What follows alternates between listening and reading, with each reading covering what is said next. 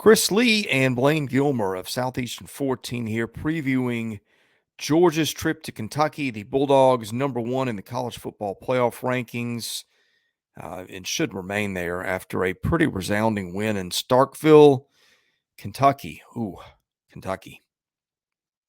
Hey. Vanderbilt had lost 26 straight SEC games, walks into Lexington, wins that game outright.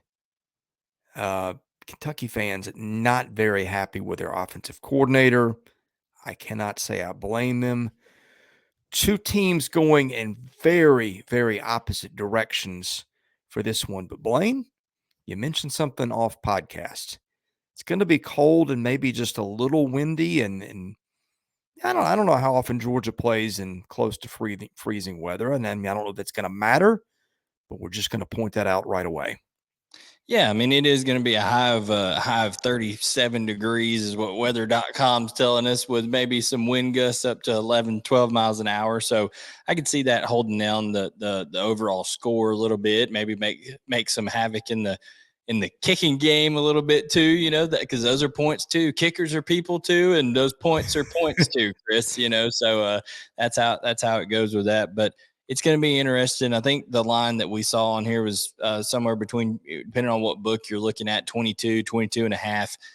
Georgia big favorites here, over 3 touchdowns, with a Kentucky team, as you mentioned, that is severely underperformed expectations of where they were coming into the season. At one point, Chris, this was thought to be a potential, Atlanta on the line matchup type deal coming into the preseason for the East, and certainly has not turned out that way.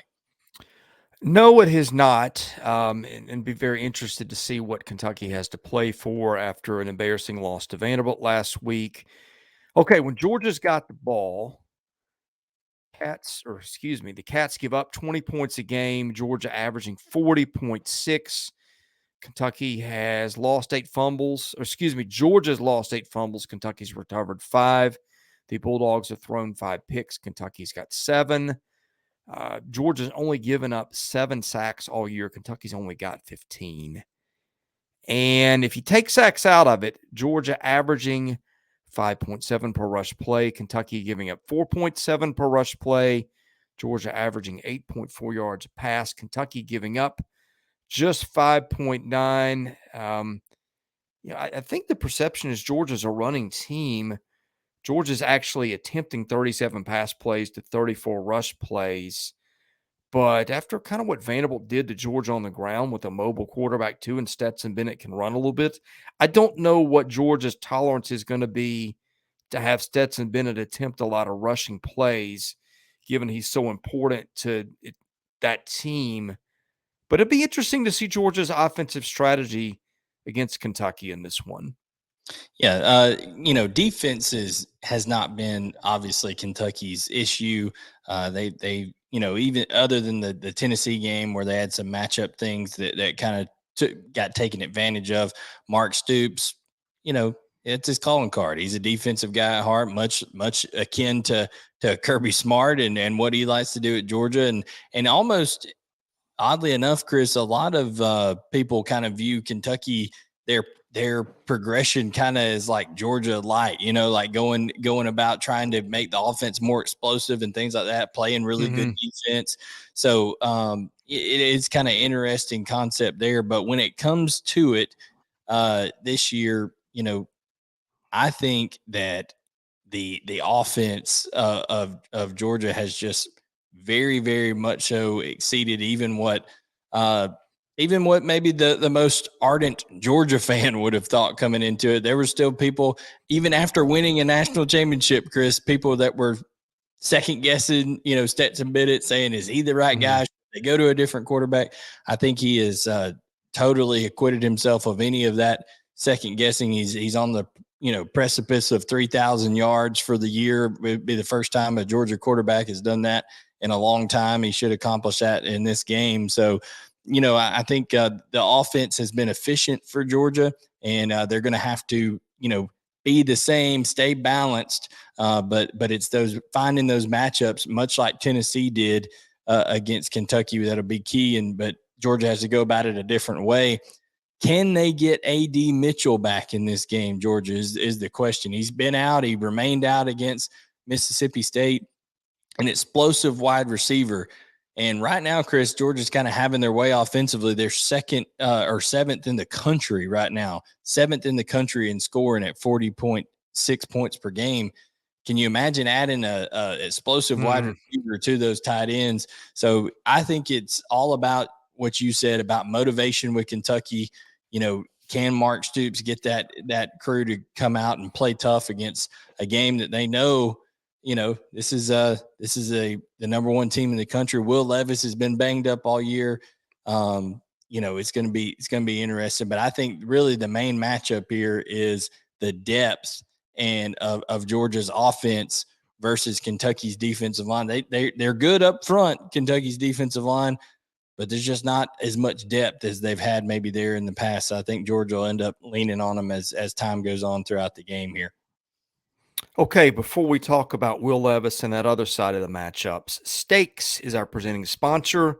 That's STAKES. You can predict sports better than the crowd. For a chance to win NFTs with Stakes, players can submit their sports predictions against friends, other fans, and influencers forever. Don't let your sports genius go overlooked. Join Stakes. Have the best predictions captured in the moment. Head to playwithstakes.com/14. Use our invite code Southeastern 14 for a double welcome bonus. Free to join, free to play. It's not a betting app. It is a predictions app. Have some fun and support those who support our work here at Southeastern 14. Okay. Boy, when Kentucky has thrown the ball lately, it has been ugly. Will Levis, I think you said before the show, is seeing ghosts. I mean, even Vanderbilt got a pass rush on Will Levis. Yeah. That is not exactly Vandy's forte. Vandy's got the worst defensive line in the league and just wreaked havoc on Kentucky last week. Now, on the other hand, Chris Rodriguez is a stud. That kid is an exceptional running back and darn near won that game last week by himself. He can rip off a long run against anybody. You know, and the other thing about Kentucky is when Levis does have time, they've got guys downfield and Key and Brown and Robinson who can make plays. I just think right now, Kentucky's offensive line is blowing up so much of what the Cats want to do in a bad way. And Georgia can just, I think, key on the run. You know, this just in, Georgia's got some athletes up front and got some speed on the back end. And I just think that it's going to be a long day for Kentucky offensively because Kentucky's having problems in the pass game. And let's illustrate this, okay? Per pass play, if you take sacks into consideration, Kentucky only averaging 6.4 a pass. Kentucky's also thrown 10 interceptions. Georgia's got 7. Georgia's giving up 4.8 yards of passing play. And if you think that's a product of the schedule or anything, Tennessee would like a word because we saw what Georgia did to the Vols a few weeks ago. Per rush play, Kentucky averaging 4.5 per rush play, and that's gotten better as the year's gone along. As Rodriguez has gotten healthy, but boy, he's making a lot of that himself. Georgia is not as elite as it was against the run. It's given it 4.1 a rush play. So if you're looking for a silver lining for a Kentucky perspective, is it Georgia's rush defense is not elite, but it's really, really good. But again, when you don't have the pass to worry about, given the way you can get and Georgia's not a sack the quarterback defense generally, but when Georgia needed to do that against Tennessee, you saw what happened. They brought everybody up the middle, and Hendon Hooker, who is, in my opinion, best player in the country, was even when he had guys open long, was throwing them, 3, 4, 5 yards too long. Yeah, I think that's how Georgia's going to go at Kentucky, and that's a problem. Yeah, and that has to do when you're not able as a quarterback to set your feet, right? When you're not able to set your feet, your accuracy suffers. And obviously everybody is spoiled now with these quarterbacks like Josh Allen and Patrick Mahomes in the NFL who are able to make these miraculous throws off platform. Well, guess what? There's a reason those guys are getting paid millions and millions and millions of dollars just because they do things that normal human beings cannot do. Well, guess what? I think in the NFL, Will Levis will be able to do those things. I really do. I think he's a special talent, special arm talent. But man, everybody, at a certain point, you can only take so much punishment, right? And this Kentucky offensive line has been so porous that I do think Levis is kind of seeing ghosts right now, is what I told you before we started, because even sometimes when he has time, things aren't always great. But I'll tell you, I just feel like this Georgia front, whether it's Zion Logue, Nazir Stackhouse up front of those defensive tackles. And I know, by the way, that's not even mentioning Jalen Carter, who you mentioned. Hendon Hooker is the best player in the country. Jalen Carter may be the best player in the country. He's got an argument on that as well. And Mel Kiper has him as number 2 on his NFL big board right now. You cannot block him with one offensive lineman. Can't do it. That people have to treat him like they do Aaron Donald in the NFL. So I think the pass protection is a problem for Kentucky in this game. Terrible matchup for him. I think Georgia will be able to, leave 6 in the box, because I don't think they're going to be worried about, just getting torched man to man, and, making sure that they can always, pressure with at least 5. And if they do, if they pressure with 5, I think they'll get home several times throughout the day. So I think Georgia, I don't know, that number is a little high, Chris, just because of the weather conditions. And listen, Kirby Smart has a lot of respect for Mark Stoops. Okay. And Georgia is not in a position where they're like some of these other teams that they're not having to play for style points. It's win and go on. Right. So I think that Georgia, by nature of the havoc they could cause, could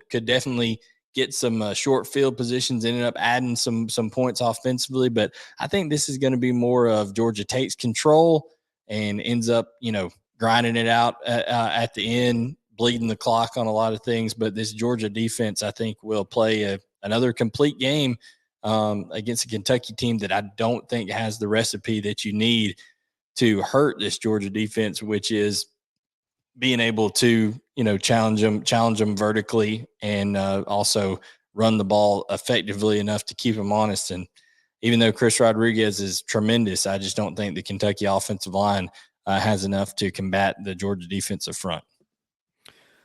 Well, a couple things Kentucky's had going for it. They've been disciplined in special teams. Kentucky's one of the lowest penalized teams in the league, giving up 41 yards of penalties a game. Well, guess what? Georgia's right there with them at 44.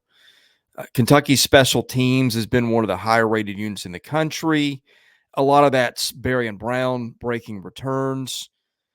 Georgia's got team speed coming out of its ears. I think Georgia can kind of neutralize some of that. And Matt Ruffalo, their kicker, Kentucky's been struggling a little bit, got a field goal blocked. I think this is, okay, you're looking the over-under as we do this on Sunday night, 49.5. The line, 22.5. The predicted final from that is 36-14 Kentucky.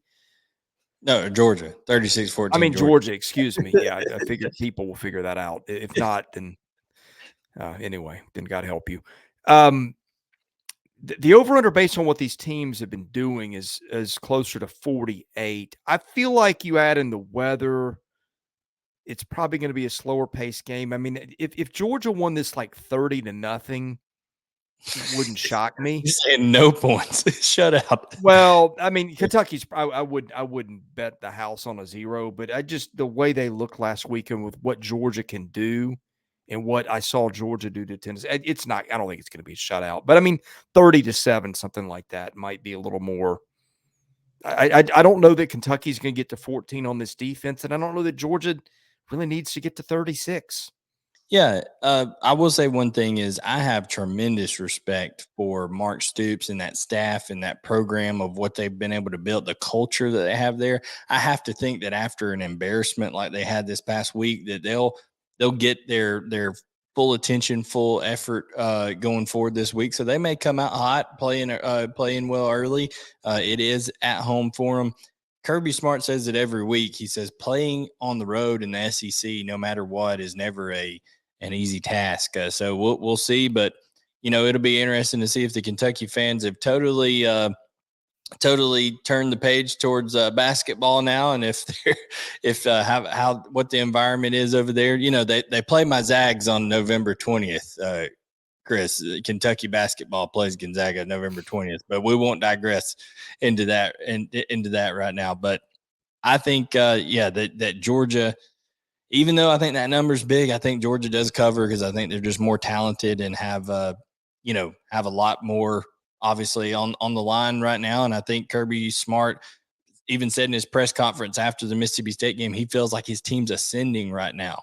And if they're ascending, if they're still improving, this young Georgia team's still improving, that's not good news for their future opponents. Yeah, of note, Kentucky, its last 6 games, all but one has been a 10-point margin of victory one way or other. We joke, we call Kentucky, we say its mascot should be the whirlpool because everything gets pulled to the middle. I think Georgia's kind of an outlier here. I like the under. We're not professional bettors, don't claim to be, don't want to be. I like the under, and I think I like Georgia to cover too.